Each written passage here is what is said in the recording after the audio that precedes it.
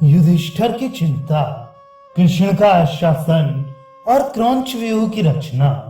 धृतराष्ट्र ने पूछा, संजय, सेनापति श्वेत जब युद्ध में शत्रुओं के हाथ से मारा गया तो उसके पश्चात महान धनुर्धर पांचाल वीरों ने पांडवों के साथ मिलकर क्या किया? संजय ने कहा, महाराज, स्थिर होकर सुनिए। उस भयंकर दिन के पूर्वाह्न का अधिकांश भाग बीत जाने पर लगभग दोपहर के समय आपकी तथा शत्रु की सेनाओं में पुनः युद्ध होने लगा। विराट के सेनापति श्वेत को मरा हुआ और कृतवर्मा के साथ शल्य को युद्ध के लिए तैयार देखकर आहुति पड़ने से प्रज्वलित हुई अग्नि के समान राजकुमार शंख क्रोध से जल उठा। उस बलवान वीर ने अपना महान धनुष चढ़ाकर मदराज शल्य को मार डालने की इच्छा से उन पर आक्रमण किया। उस समय बहुत से रथ चारों ओर से शंख की रक्षा कर रहे थे। वे बाणों की वर्षा करता हुआ शल्य के रथ के पास पहुंच गया। तब मौत के मुख में पड़े हुए मदराज शल्य को बचाने के लिए आपकी सेना के 7 महारथी बृहदबल, जयसेन, रुक्मरथ, विंध, अनुविंद, सुदक्षिण और जयद्रथ उन्हें चारों ओर से घेर कर खड़े हो गए और शंख के मस्तक पर बाणों की वर्षा करने लगे। उन 7 को एक साथ प्रहार करते देख सेनापति शंख क्रोध में भर गया और भल्ल नाम के 7 तीखे बाणों से उन 7 के धनुष काटकर सिंहनाद करने लगा। तब महाबाहु भीष्म मेघ के समान गर्जना करते हुए विशाल धनुष हाथ में लेकर शंख पर चढ़ाए। उन्हें आते देख पांडवी सेना भय से थर्रा उठी। इतने ही में भीष्म से शंख की रक्षा करने के लिए अर्जुन उसके आगे आकर खड़े हो गए। फिर तो भीष्म जी के साथ इन्हीं का युद्ध छिड़ गया। इधर शल्य ने हाथ में गदा ले अपने रथ से उतरकर शंख के चारों घोड़ों को मार डाला। जब घोड़े मर गए तो शंख भी तलवार हाथ में लेकर तुरंत रथ से कूद पड़ा और अर्जुन के रथ पर जा बैठा। वहां जाने पर ही उसे कुछ शांति मिली। अब भीष्म जी पंचाल, मत्स्य, केकय और प्रभद्र देशी योद्धाओं को बाणों से मार मार कर गिराने लगे। फिर उन्होंने अर्जुन का सामना छोड़कर पंचाल राज द्रुपद पर धावा किया और उनकी सेना भीष्म जी के बाणों से दग्ध होती हुई दिखाई देने लगी।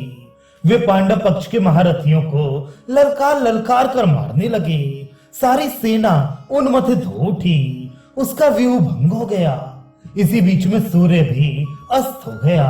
अतः अंधेरे में कुछ सूझ नहीं पड़ता था और भीष्म जी बड़े वेग से बढ़ रहे थे। ये देखकर पांडवों ने अपनी सेना को पीछे हटा लिया। प्रथम दिन के युद्ध में जब पांडव सेना पीछे हटा ली गई और कुपित हुए भीष्म का पराक्रम देखकर दुर्योधन खुशी मनाने लगा, उस समय धर्मराज युधिष्ठिर अपने सभी भाइयों और संपूर्ण राजाओं को साथ लेकर तुरंत भगवान श्री कृष्ण के पास गए और अपनी पराजय की चिंता से बहुत दुखी होकर कहने लगे, श्री कृष्ण, देखते हो ना, गर्मी के मौसम में सूखे हुए तिनके के ढेरों को जैसे आग क्षण भर में जला डालती है, उसी प्रकार भयानक पराक्रम दिखाने वाले भीष्म जी अपने बाणों से मेरी सेना को भस्मसात कर रहे हैं। क्रोध में भरे हुए यमराज, वज्रधर इंद्र, पाशधारी वरुण और गदाधारी कुबेर को तो कदाचित युद्ध में जीता जा सकता है, किंतु इन महान तेजस्वी भीष्म को जीतना असंभव है। ऐसी दशा में तो मैं अपनी बुद्धि की दुर्बलता के कारण भीष्म रूपी अगाध जल में नाव के बिना डूब रहा हूँ। अब इन राजाओं को मैं भीष्म रूपी काल के मुख में नहीं डालना चाहता।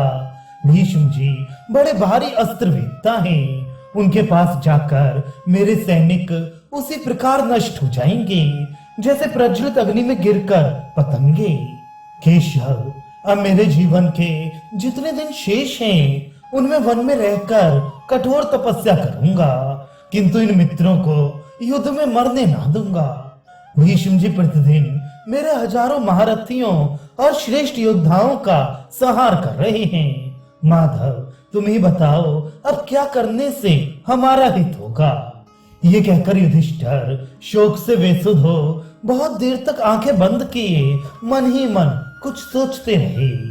तब भगवान श्री कृष्ण उन्हें शोक से पीड़ित जान समस्त पांडवों को आनंदित करते हुए बोले, भारत, तुम्हें इस प्रकार शोक नहीं करना चाहिए। देखो तो तुम्हारे भाई कैसे शूरवीर और विश्वविख्यात धनुर्धर हैं। मैं और महान यशस्वी सात्यकी तुम्हारा प्रिय कार्य करने में लगे हैं। ये विराट, द्रुपद, धृष्टद्युम्न तथा अन्य महाबली राजा लोग तुम्हारे कृपा कांक्षी और भक्त हैं। महाबली धृष्टद्युम्न तो सदा ही तुम्हारा हित चिंतक और प्रिय कार्य करने वाला है। इसने सेनापतित्व का भार लिया है और ये शिखंडी तो निश्चय ही भीष्म का काल है। श्री कृष्ण की ये बातें सुनकर युधिष्ठिर ने महारथी धृष्टद्युम्न से कहा, धृष्टद्युम्न, मैं जो कुछ कहता हूँ ध्यान देकर सुनो। आशा है तुम मेरी बात टालोगे नहीं। तुम हमारे सेनापति हो। भगवान वासुदेव ने तुम्हें ये सम्मान दिया है। पूर्व काल में जैसे कार्तिकेय जी देवताओं के सेनापति हुए थे, उसी प्रकार तुम भी पांडवों के सेना नायक हो। पुरुष सिंह, अब अपना पराक्रम दिखाओ और कौरवों का संहार करो।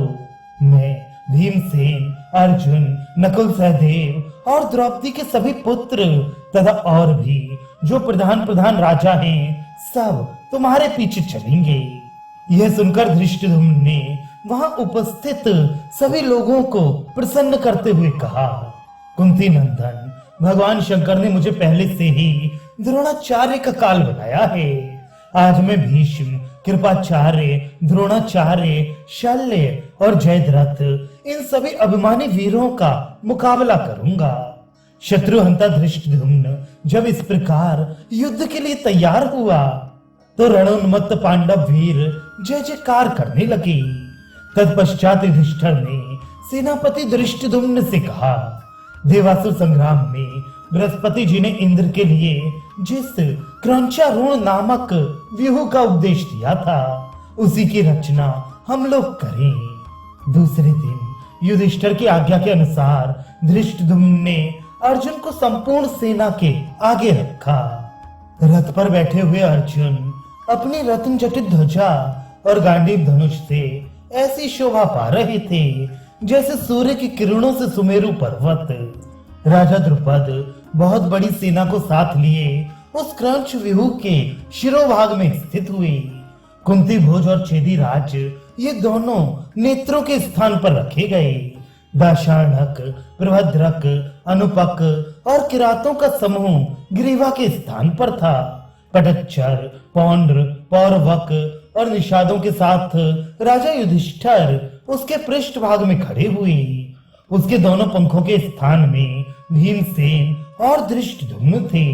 द्रौपदी के पुत्र अभिमन्यु, महारथी सात्यकी तथा पिशाच, दरद, पुंड्र, कुंडविश, मारुत, धेनुक, तंगड़, परंतगड़, बालिक, तित्तिर, चोल और पांड्य देशों के वीर दक्षिण पक्ष में स्थित हुए और अग्निवेश्य, हुंड, मालव, दानभारी, शबर, उद्वस, वस तथा नाकुल देशी वीरों के साथ नकुल और सहदेव वाम पक्ष में स्थित हुए।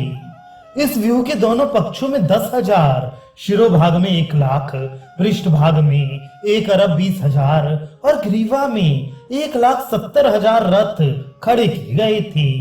दोनों पक्षों के आगे, पीछे और सब किनारों पर पर्वत के समान ऊंचे गजराजों की कतारें थीं।